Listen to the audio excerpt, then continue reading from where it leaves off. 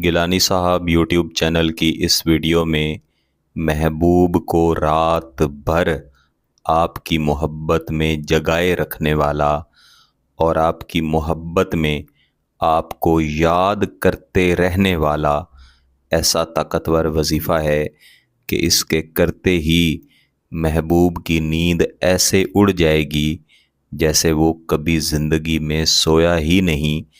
जितनी कोशिशें कर ले वो रात भर बैठ कर ही गुजारेगा और तमाम वक्त में आपको ही याद करता रहेगा।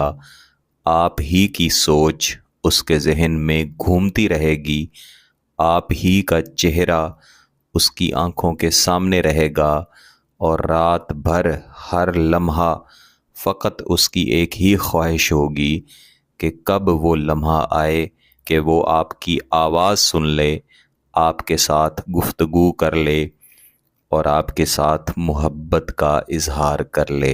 लेकिन आपने इस वजीफ़े को समझना है, समझकर तरीक़ाकार के मुताबिक करना है। इसके अंदर मैं आपको एक अज़ीमत दूंगा। जब भी मैं किसी भी वीडियो में अज़ीमत की बात करता हूँ तो बाज़ औक़ात आपकी तरफ से मुख्तलिफ़ कमेंट्स में या फिर व्हाट्सएप मैसेजेस में ये बात पूछी जाती है कि क्या अज़ीमतें भी आयात हुआ करती हैं। जो आयात होती हैं इन्हें भी बाज़ औक़ात बतौर अज़ीमत पढ़ा जाता है।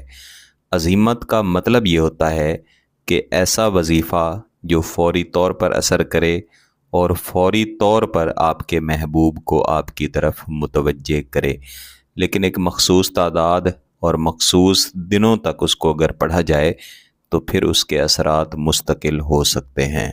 लेकिन ऐसी अज़ीमतें जो कि आयात नहीं होती उन्हें तैयार करने का एक मुकम्मल तरीक़ाकार होता है।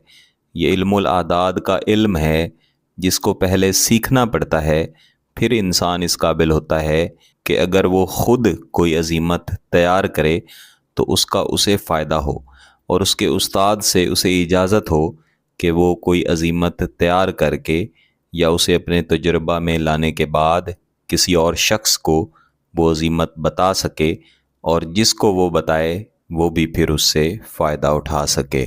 मैं अज़ीमत तैयार करने का मुकम्मल तरीक़ा तो आपको यहाँ पे नहीं समझा सकता, ना ही इतना वक्त है।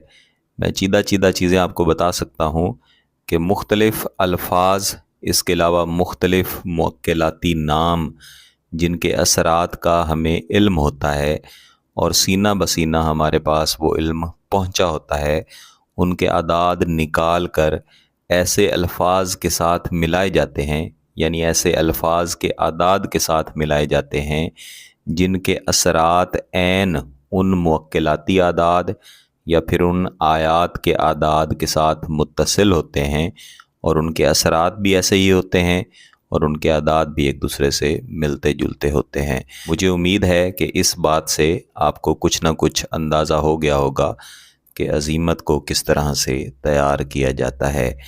इस वीडियो में जो अज़ीमत मैं आपको देने जा रहा हूँ इसको हमेशा रात के वक्त ही पढ़ा जाता है और कोशिश यही करनी है कि जो आपका सोने का वक्त है उससे कुछ ही देर पहले आप इस अज़ीमत को पढ़ लें।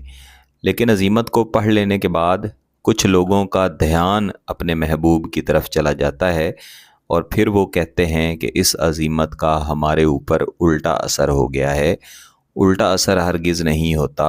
अगर एक अज़ीमत पढ़ लेने के बाद आप बैठकर सोचते रहेंगे कि अब इसका असर कैसा होगा, अब महबूब पर क्या गुज़र रही होगी, तो फिर ना सिर्फ़ ये कि महबूब की नींद उड़ जाएगी बल्कि साथ में आपकी भी उड़ जाएगी।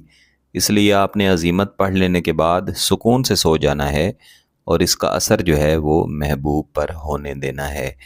तो इशा की नमाज के बाद पाकी की हालत में, बावुज़ू हालत में जब आप सोने के लिए अपने बिस्तर पर जाएं तो कोशिश करें कि एक तस्बीह भी आप अपने साथ ले जाएं।